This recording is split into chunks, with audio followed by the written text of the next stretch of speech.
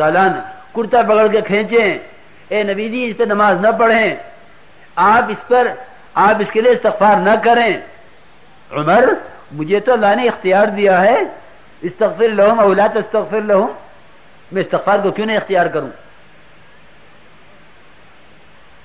اے اللہ کے نبی جی آپ مجھے حکم دیجئے میں اس منافق کی گردن اڑا دوں۔ کتنے واقعات حضرت عمر رضی اللہ تعالیٰ عنہ کے۔ عمر نہیں، یہ میرے ساتھی ہیں، جناب رسول اللہ صلی اللہ علیہ وسلم نے تو ان کو گلے لگا لیا، ان کو قریب کر لیا اور ان کو اپنا کہہ دیا جن کو اللہ نے کہا تھا کہ یہ تمہارے نہیں ہیں۔ اللہ کہہ رہا یہ تمہارے نہیں ہیں، اللہ کے نبی ان کو گلے لگا رہے، اور ہمیں جن سے کہا یہ تمہارے ہیں تم ان کے ہو۔ اور بلکہ اس سے آگے کی عرض کر دوں کہ اللہ نے یہ کہا ہے وہ تمہارے نہیں تم ان کے نہیں، لیکن آج انسان ایسا اپنی عقل سے گرا ہوا اور اتنا نادان ہو گیا کہ جو اپنے ہیں وہ غیر بنے ہوئے، جو غیر ہیں ان کو اپنا بنایا ہوا ہے۔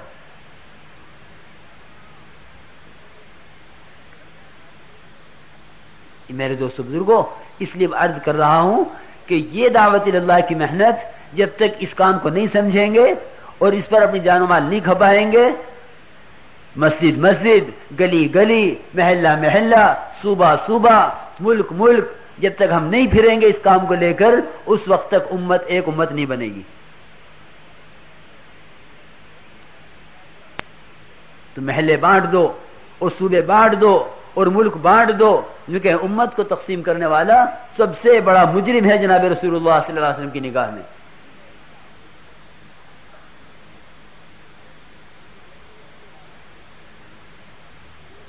کہ ایک آدمی جمعہ کی نماز کے لیے چلے، کیونکہ اگر اس نے دو آدمیوں کے درمیان تفریق نہیں کی ہے،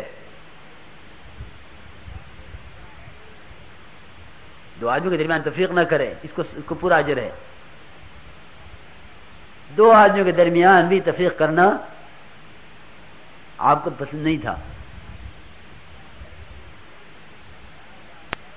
اس لیے میرے دوستو بزرگوں یہ ایک کام ہے، ایک مقصد ہے، نہ تبلیغ والوں کا ہے، نہ مولویات صاحب کا ہے، کسی کا نہیں، اللہ کا کام ہے۔ اللہ تعالیٰ نے ہر زمانے میں نبیوں سے کروایا ہے، نبیوں سے نبیوں میں منتقل ہوا، پھر جناب رسول اللہ صلی اللہ علیہ وسلم سے امت کی طرف منتقل ہوا ہے۔ لیکن ہر محنت کو کرنے کے لیے سیکھا جاتا ہے، سمجھا جاتا ہے۔ جو نہیں سمجھتے نہیں سیکھتے انہیں اشکالات ہوتے ہیں، کیا کام ہے، کیوں ہو رہا ہے، کن کے کرنے کا ہے، آیا کاروباری لوگ بھی کریں گے اس کو، جن کو آپ فرصت نہیں وہ بھی کریں گے، آیا سنت ہے، یہ مستحب ہے، فرض کفایہ ہے، یہ فرض عین ہے، کیا اس کے بغیر اس کے علاوہ اور بھی تو کام ہو سکتے ہیں؟ یہ عام لوگ سوچتے ہیں، ان باتوں کو سوچتے رہتے ہیں لوگ کہ کیا میرے کرنے کا بھی ہے، اگر میں نہیں کیا تو کیا ہو جائے گا، اور اگر کر لیا تو کیا ہوگا۔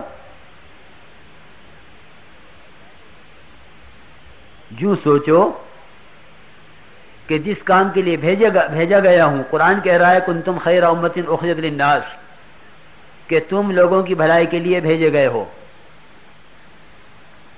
بھلائی کا حکم کرنا، برائی سے روکنا تمہارا کام ہے، قرآن نے صاف کہہ دیا ہے۔ اب کوئی یوں کہے میں کیوں بھیجا گیا، اس دنیا میں کیوں آیا یہ کام میرے ذمہ ہے یا نہیں ہے؟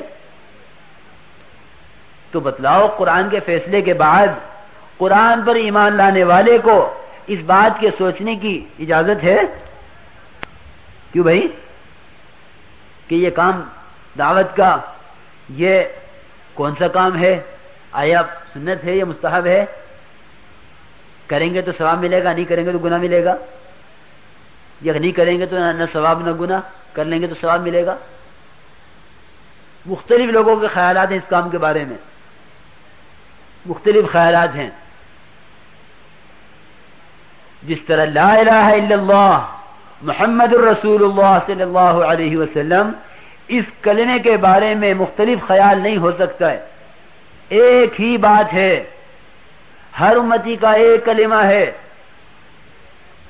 جو کہیں اسی طرح انبیاء علیہ السلام والی محنت، اور وہ کام بھی ایک کام ہے، اس نے کسی رائے زنی کی اور اس میں کوئی مداخلت کرنے کی اور اس نے ملک کو تقسیم کرنے کی کوئی گنجائش نہیں۔ ایک کلمہ، ایک محنت، ایک امت، ایک قرآن۔ اس لیے آپ نے دیکھ لیا ہوگا جتنی مساجد میں اذانیں دی جا رہی ہیں، ہر اذان کا ایک ہی کلمہ، یہ شافعی کی اذان، یہ حنابلہ کی اذان، یہ مالکیہ کی اذان، یہ احناف کی اذان، سب کی اذان ایک۔ وہ بھی حی علی الصلاح کہہ رہا، یہ بھی حی علی الصلاح کہہ رہا، وہ بھی حی علی الفلاح کہہ رہا، یہ بھی حی علی الفلاح کہہ رہا، وہ بھی اللہ اکبر کہہ رہا، یہ بھی اللہ اکبر کہہ رہا۔ چاہے امریکہ میں اذان ہو، چاہے یورپ میں اذان ہو، چاہے پیرس میں اذان ہو، چاہے کسی ہوائی جہاز میں اذان ہو، جہاں بھی اذان ہو رہی ہے ایک ہی کلمے کے ساتھ ہو رہی ہے کہ اگر امت تقسیم ہوتی تو اس کی اذان بھی تقسیم ہوتی۔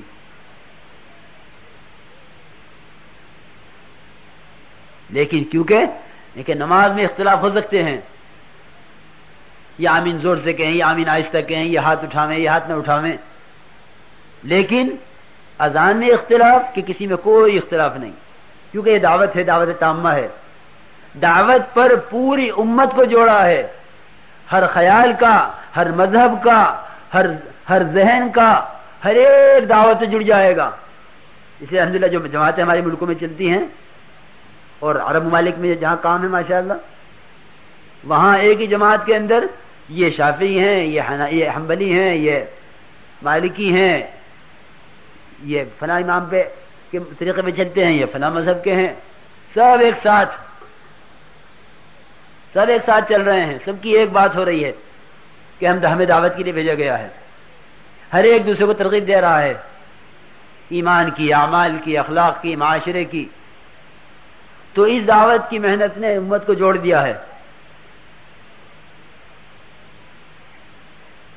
کہ ایک کام ہے نبوت والا، مولوی ایسا والا نہیں، میں بار بار کہتا ہوں اس کو۔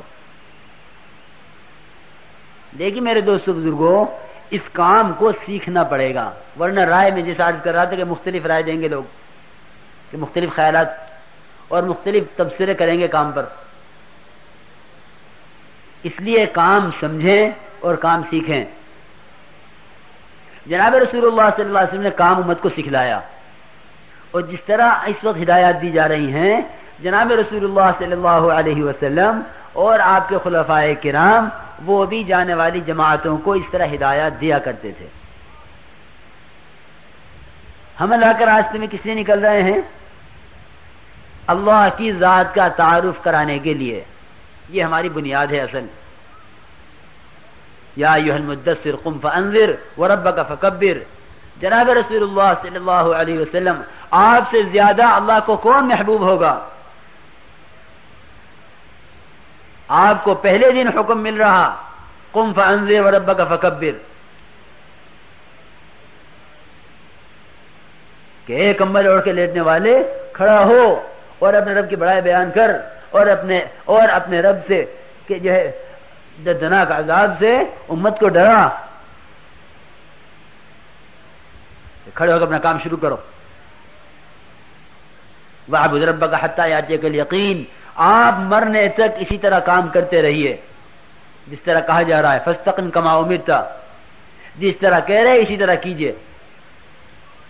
تو ہمارا مقصد ہے اللہ کے بندوں کو اللہ کی ذات کی طرف بلانا، مان کر ہم داخل ہوں۔ مطلب کیا ہے؟ صرف مطلب اتنا ہے، اردو میں آپ اتنی دعا مانگ لیں، آسان رہے گا کہ اے اللہ، ہم تجھ سے اس بستی کا، اس بستی والوں کی خیر کا، اور اس بستی میں جو خیر رکھی گئی ہے اس کا ہم تجھ سے سوال کرتے ہیں، اس بستی والوں کے شر سے، اس بستی کے شر سے، اور اس بستی میں جو شر رکھا گیا ہے اس کے شر سے ہم تیری پناہ چاہتے ہیں۔ اے اللہ، تو بستی والوں کو ہمارے لیے محبوب بنا دے، اور ہمیں اس بستی والوں کے لیے محبوب بنا دے۔ بغیر محبت کے اطاعت نہیں ہوتی، یاد رکھو۔ اگر محبت نہیں ہے تو بیوی تمہاری اطاعت نہیں کرے گی، اور اگر محبت ہے تو دشمن بھی اطاعت کر لے گا۔ اس لیے اطاعت محبت سے پیدا ہوگی. تو انبیاء علیہ السلام نے اللہ تعالی سے اپنی اپنی قوموں کے لیے اپنی اپنی قوموں کی محبت کو مانگا ہے. ہاں، اپنی اپنی قوموں کی محبت کو مانگا ہے کہ ان کی محبت میرے دل میں اتار دے اور میری محبت ان کے دل میں اتار دے. تو ہمیں بستی والوں کی محبت اللہ سے مانگنی ہے تاکہ جب ہم بستی میں داخل ہوں تو وہ ہمارا ساتھ دیں کہ اللہ یہ ہمارے بھائی ہیں، تو ان کی محبت ہمارے دلوں میں اتار دے اور ہماری محبت ان کے دلوں میں اتار دے. جب جماعت ہماری کسی علاقے میں پہنچے ہم سیدھے مسجد کی طرف جائیں. یہ مسجد اللہ کے دربار ہیں. مسجدوں میں جا کے مسجد میں سنت طریقے سے داخل ہوں اور سنت طریقے سے داخل ہو کر ہم مسجد کو اللہ کا دربار سمجھیں، اپنے لیے کچھ سرائے نہ سمجھیں.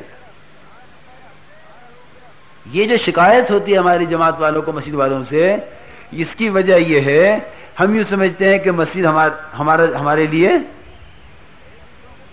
کوئی ہوٹل ہے، کوئی کمرہ لے لیا ہوٹل میں اور جس طرح چاہو رہو. مسجد کا حق ادا کرو. اگر مسجد والا دین نہ آیا ہمارے اندر تو مسجد سے باہر کا دین ہمارے میں نہیں آ سکتا. کہ یہ مسجد والا دین نے اگر نہ لیا تو مسجد سے باہر خدا کے احکامات کو توڑے گا. اس لیے پہلے مسجد والا دین سیکھیں کہ مسجد کا دین یہ ہے کہ مسجد کے آداب کی رعایت ہو. سیدھا پیر مسجد میں پہلے داخل کریں، مسجد میں داخل ہونے کی دعا پڑھیں، اللہم افتح لی ابواب رحمتک، یہ دعا پڑھ کے اندر داخل ہوں. اگر مکروہ وقت نہیں ہے 2 رکعات جو ہے تحیۃ المسجد ضرور پڑھیں کہ یہ اللہ کے سامنے حاضر ہونے کے لیے منہ بنانا ہے کہ ہم اللہ کے دربار میں آئے ہیں. سامان ایک طرف ٹھکانے قرینے سے رکھا جاوے. کوشش کریں اس بات کی کہ مسجد کے اندر کے حصے میں